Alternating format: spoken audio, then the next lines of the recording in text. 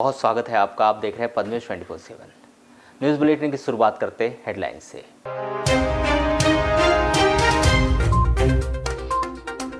जिला चिकित्सालय में पहुंच रहे सैकड़ों की मात्रा में आई फ्लू के मरीज, चिकित्सकों ने आंखों पर काला चश्मा पहनने और निरंतर हाथ धोने की दी सलाह।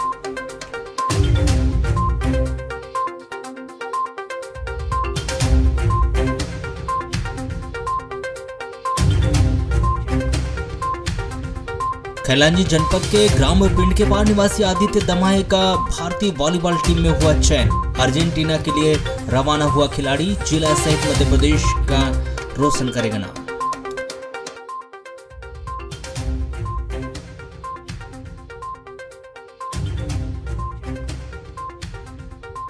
नाबालिग लड़की का दुष्कर्म कर वीडियो वायरल करने से गुस्साए ग्रामीणों ने युवक की जमकर की पिटाई। लामता थाना क्षेत्र का मामला।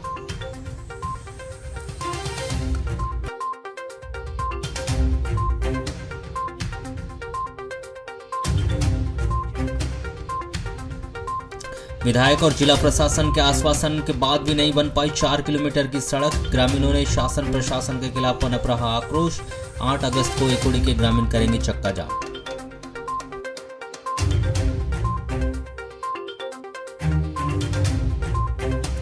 शराब के नशे में पिता के गले में कुल्हाड़ी से वार कर फरार हुए पुत्र को पुलिस ने किया गिरफ्तार। खाट में सो रहे पिता पर पुत्र ने किया था कुल्हाड़ी से वार। न्यायिक अभिरक्षा में पुलिस ने भेजा जेल।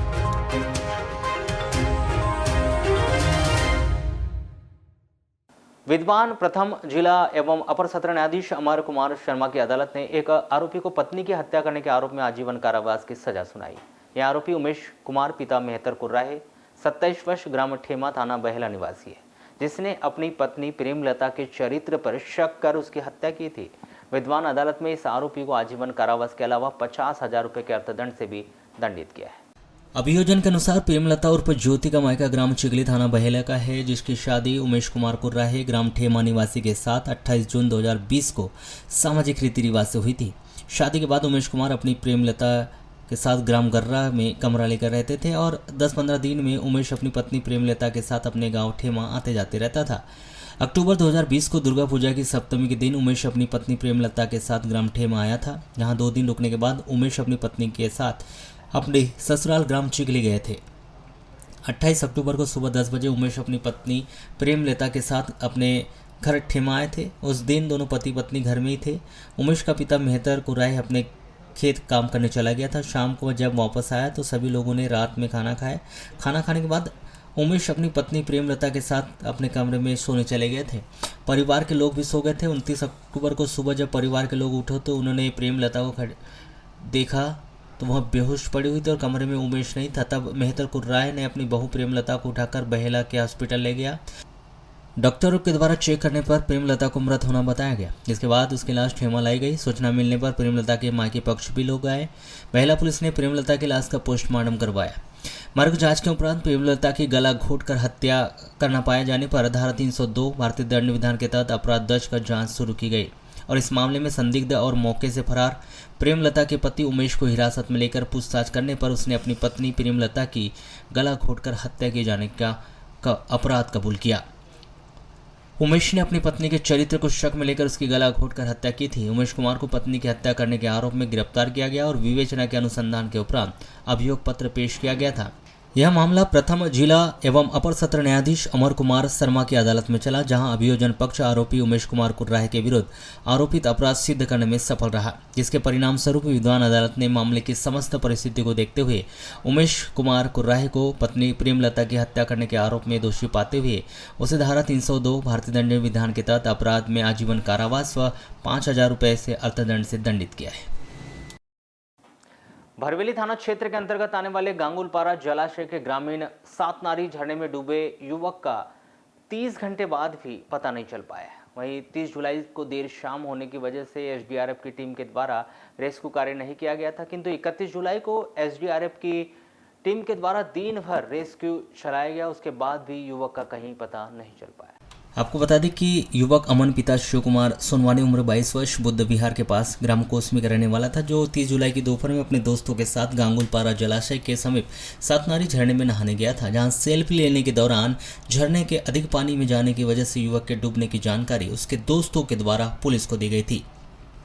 उसके बाद से ही युवक को झरने में तलाश किया जा रहा था, किंतु युवक का ना ही 30 जुलाई को पता चला और ना ही 31 जुलाई को एसडीआरएफ की टीम के द्वारा दिन भर सर्चिंग करने के बावजूद भी कोई पता नहीं चला।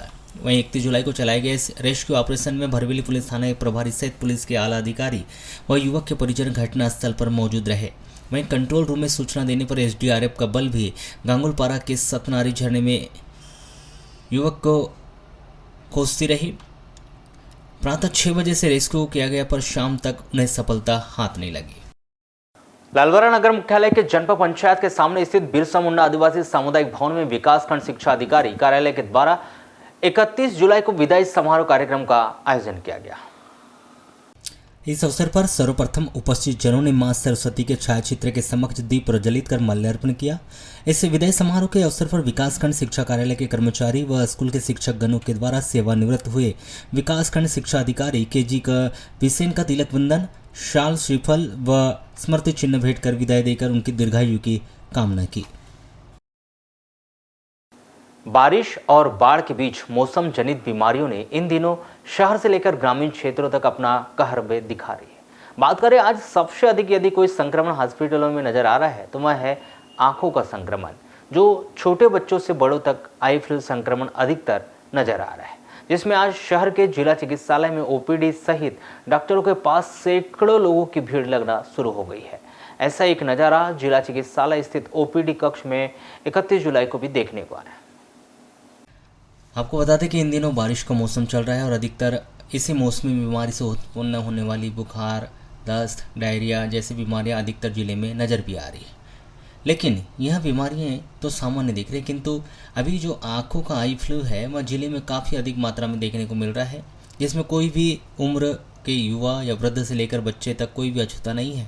आज हर कोई आंखों पर काला चश्मा लगाए हुए नजर आ रहे हैं। वहीं डॉक्टरों का मानना है तो यह संक्रमण पड़ोसी राज्य छत्तीसगढ़ से यहां पहुंचना बताया जा रहा है, क्योंकि छत्तीसगढ़ में भी आंखों के संक्रमण को लेकर काफ़ी लोग पीड़ित हैं। और बात करें बालाघाट जिले की तो यहां पर आई फ्लू काफ़ी बड़ी संख्या में लोगों को हो रहा है, जिसको लेकर जिला चिकित्सालय के सिविल सर्जन सह मुख्य अस्पताल अधीक्षक डॉक्टर संजय दबड़गांव ने बताया कि यह बीमारी किसी को भी डरने की इससे आवश्यकता नहीं है और इस बीमारी को लेकर थोड़ी सावधानी बरतने की आवश्यकता है। देखिए, आई फ्लू का भी सीजन चल रहा है जो छत्तीसगढ़ से आया हुआ है, तो यहाँ पे भी केसेस आने शुरू हो गए हैं। इसमें सबसे पहले तो मैं आपके माध्यम से बताना चाहूंगा कि इसमें बहुत ज्यादा पैनिक होने की जरूरत नहीं है, डरने की जरूरत नहीं है। थोड़ी सी सावधानियां हैं, हाथ को बार बार साफ करते रहिए और अगर आप कहीं पे छूते हैं किसी चीज से या किसी से मिलते हैं तो उसके बाद डायरेक्ट आंखों को टच न करें। ये सबसे बड़ा इंपॉर्टेंट रहता है। होता कि वायरसेस अपने हाथ में लग जाते हैं और अपन बाद में आंख को जब मलते हैं तो भी वो वायरस उसमें चला जाता है। तो वो सबसे ज्यादा हाथ को धोते रहना है, आंख को बार बार पोंछने की जरूरत नहीं है। अगर पोंछते हैं तो किसी साफ कपड़े से आंख को पोंछिए, न कि हाथ लगा डाल रहे हैं। तो वो कितना फायदेमंद और कितना नुकसानदायक? देखिए, वो उसके बारे में आपको नेत्र रोग विशेषज्ञ बताएंगे अच्छी तरीके से, मगर ये कॉमन वायरल इन्फेक्शन है, इसमें कोई भी ट्यूब डालने से कोई फर्क नहीं पड़ता। मैं यही बोलूंगा कि नेत्र विशेषज्ञ से सलाह लेने के पश्चात ही ऑइंटमेंट या ड्रॉप्स, आई ड्रॉप जो है उनका इस्तेमाल। सर, ये कहाँ से वायरस आया, कितने दिन तक ये असरदार रहता है सर? कहाँ से आया ये तो मैं नहीं बता सकता। लोग बाहर से आ रहे हैं ऐसा सुनने में आया। फिर छत्तीसगढ़ चूंकि बालाघाट से टचिंग है तो अपने आप ही केसेस आने लगे। तो ऐसा कुछ नहीं होता है। आई के इन्फेक्शन, वायरल इन्फेक्शन होते रहते हैं कंजक्टिवाइटिस। कितने दिन तक रहता है सर? ये 1 हफ्ते के अंदर ठीक हो जाएंगे। अभी जिला चिकित्सालय की बात करें सर, यहाँ क्या स्थिति है अपने यहाँ? यहाँ अभी तो पेशेंट्स तो आ रहे हैं आपके वहाँ पे। ग्रामीण थाना क्षेत्र से होकर गुजरने वाली गोंदिया रेलवे लाइन पर ट्रेन की चपेट में आने से गंभीर रूप से घायल युवक मैनेंद्र पिता रविशंकर पारदी 16 वर्ष ग्राम नवेगांव निवासी की नागपुर में मेडिकल कॉलेज में उपचार के दौरान मौत हो गई। आपको बताया कि 26 जुलाई को सुबह मैनेंद्र बच्चों के साथ गांव के ग्राउंड की तरफ खेलने गया था। 9 बजे करीब जब मालगाड़ी बालाघाट से गोंदिया की ओर आ रही थी तभी मैनेंद्र ट्रेन की चपेट में आ गया। बताया जा रहा है कि मैनेंद्र रेलवे लाइन के ऊपर से बताया जा रहा है कि मैनेंद्र रेलवे लाइन के ऊपर बैठकर हेडफोन लगाकर गाना सुन रहा था। उसी समय यह घटना हो गई। ट्रेन की चपेट में आने से गंभीर रूप से घायल मैनेंद्र को जिला अस्पताल लाकर भर्ती किया गया था। यहां से उसे तुरंत ही मेडिकल कॉलेज नागपुर रेफर कर दिया गया। नागपुर में उपचार के दौरान 29 जुलाई को मैनेंद्र की मौत हो गई। नागपुर में ही मैनेंद्र की लाश का पोस्टमार्टम करवाकर उसी दिन नवेगांव लाकर शाम को अंतिम संस्कार कर दिया गया। विधायक और जिला प्रशासन के आश्वासन के बाद भी 4 किलोमीटर सड़क नहीं बन पाने के कारण ग्राम पंचायत एकोड़ी के ग्रामीणों में काफी आक्रोश देखा जा रहा है। जो सड़क बनाने की मांग को लेकर ग्रामीण अब तक 8 अगस्त को चक्का जाम कर अपना जनप्रतिनिधियों के खिलाफ विरोध जताने वाले हैं। आपको बताया कि वारासिनी विधानसभा क्षेत्र के अंतर्गत आने वाले ग्राम पंचायत एकोड़ी के ग्रामीणों के द्वारा 4 किलोमीटर सड़क बनाने की मांग को लेकर सांसद, विधायक और जिला प्रशासन को कई बार गुहार लगाई। इनके द्वारा आश्वासन देने के बाद भी सड़क नहीं बन पाई। सड़क अब ऐसी स्थिति में है कि लोगों का आवागमन करने में परेशानी का सामना करना पड़ रहा है। इससे ज़्यादा परेशानी छात्र छात्राओं को होती है जब स्कूल जाते समय सड़क की वजह से वे दुर्घटनाओं का शिकार हो रहे। आइए जानते हैं क्या कहते हैं ग्रामीण। ये दिनी पुनी चंगेरा जो रोड है वहाँ से महज 4 किलोमीटर की दूरी है इसकी आलेझरी तक। और अत्यधिक बच्चे भी आ रहे हैं, परेशानी का सामना करना पड़ रहा है। और आए दिन यहाँ स्कूली छात्र छात्राओं के साथ दुर्घटना का खतरा बना रहता है।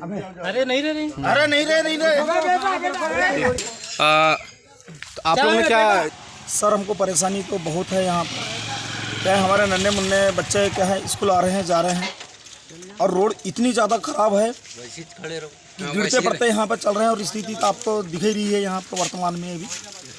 और इससे हमने अवगत कराया, सांसद जी को भी करवाया, विधायक जी को भी करवाए, लेकिन अभी तक कोई ध्यान दिया नहीं गया है। कॉलेज कौन पढ़ता है? और न कोई आ रहे हैं, न कोई हमारे बात पर कोई ध्यान रख रहा है कोई। सर 20 साल से अभी देखते आ रहे हैं हम, ये रोड इतनी जर्जर है कि बता नहीं सकते। इसमें क्या है, कॉलेज के स्टूडेंट, बच्चे, स्कूल के सब, इनको इतनी तकलीफ़ है। लेकिन वो क्या है, आज तक हमने विधायक, सांसद सबको अवगत कराई इसके मामले में, लेकिन उनने आज तक इस यहाँ आके 1-2 बार उद्घाटन किए, उनने रोड को गिनवाए, उसके बाद फिर जैसी की वैसी हो। ये रोड ही बर्बाद है, पूरी तरह से आना जाना करने में रोडों से बहुत दिक्कत है। तो ये परेशानी को हल क्यों नहीं कर रहे हैं आप लोग? अब शासन प्रशासन जाने की परेशानी। अच्छा, शासन को मांग तो कर ली, ज्ञापन दे दिए गांव के लोगों ने। अब क्या कर सकते हैं गांव? उसके बाद भी नहीं बन पाई है। उसके बाद भी कोई ध्यान नहीं दे रहा है, कुछ प्रशासन ध्यान नहीं दे रहा। सर ये सड़क PWD की है और लगभग यहाँ से हमारे यहाँ उमर टोला से आलेझरी तक लगभग इसका जो है दूरी है 3 किलोमीटर है और काफ़ी खस्ता हालत में है। बारिश के समय में तो काफ़ी ख़राब हो जाती है रोड, क्योंकि यहाँ पर स्कूली बच्चे अपनी शिक्षा ग्रहण करने के लिए यहाँ से जाते हैं। बहुत परेशानी मैं देखता हूँ, काफ़ी परेशान होते हैं। कई दफ़ा तो ये हमको देखने में आता है कि कीचड़ में बारिश के समय में कपड़े ख़राब हो जाने के वजह बच्चे स्कूल नहीं जा पाते हैं, वापस घर को लौट जाते हैं। बहुत समस्या। अच्छा, सड़क बनाने के लिए कोई प्रयास हो गए पंचायत की ओर से? सड़क के लिए हमने इसके पहले कई बार निवेदन किया है शासन प्रशासन को, और अभी भी जो है कि अभी एक शासन की योजना चल रही थी, ग्रेवर रोड दे रहे थे, तो ग्रेवर रोड की फाइल भी हमारी यहाँ जिला पंचायत में पेंडिंग है। और लगभग उसमें 3 किलोमीटर का तो नहीं, फिर भी 700-800 मीटर एरिया की फाइल वहाँ पर जिला। कटंगी थाना के अंतर्गत उमरी से कटंगी के बीच रेलवे लाइन में मजदूरी से काम करने आए एक मजदूर की सांप काटने से मौत हो गई। मृतक मजदूर अर्जुन पिता पूरन कौल 21 वर्ष, ग्राम नोडिया, थाना व्यवहारी, जिला शहडोल निवासी है। जिला अस्पताल पुलिस ने इस मजदूर के शव का पोस्टमार्टम करवाकर शव परिजनों को सौंप दिया है। प्राप्त जानकारी के अनुसार अर्जुन कोल अपने रिश्तेदार सहित अन्य लोगों के साथ 20 दिन पहले तिरोड़ी से वारासिनी के बीच रेलवे लाइन में ठेकेदारी से मजदूरी करने आया था। वर्तमान में उमरी और कटंगी के बीच रेलवे लाइन में 15 दिनों से काम कर रहे थे। रेलवे लाइन के पास ही टेंट लगाकर वे रहते थे। 30 जुलाई की रात्रि 10 बजे अर्जुन कोल अपने अन्य मजदूरों के साथ खाना खाने के बाद अपने टेंट में सो गए थे। रात्रि 11:30 बजे करीब अर्जुन कोल के कान के पास किसी सांप ने काट दिया और वह चिल्लाते हुए टेंट के बाहर निकल गया। आवाज़ सुनकर टेंट में सो रहे मजदूर उठ गए और अर्जुन ने उन्हें सांप काटने के संबंध में बताया। तलाश करने पर सांप दिखने पर उसे मार डाला गया। एक मजदूर राम गोपाल कौल ने सुपरवाइजर शशिकांत नायर को फ़ोन करके इस घटना की सूचना दी। शशिकांत नायक तुरंत ही टेंट पर पहुंचा और अर्जुन कोल को कटंगी के अस्पताल में भर्ती किया, जहां से उसे जिला अस्पताल बालाघाट रेफर किया गया था। जिला अस्पताल लाने पर अर्जुन कोल को चिकित्सकों ने मृत घोषित कर दिया। अर्जुन कोल के जिला अस्पताल लाते समय रास्ते में ही मौत हो चुकी थी। 31 जुलाई को सुबह जिला अस्पताल पुलिस ने मृतक मजदूर अर्जुन कोल के शव का पोस्टमार्टम करवा कर शव परिजनों को सौंप दिया और मर्ग डायरी अग्रिम कार्रवाई हेतु पुलिस थाना कटंगी भिजवा दी गई। पुलिस थाना वारासोनी के अंतर्गत ग्राम पंचायत तुमाड़ी स्थित मरघट तालाब में 30 जुलाई के दरमियान एक 30 वर्षीय युवक की डूबने से मौत हो गई।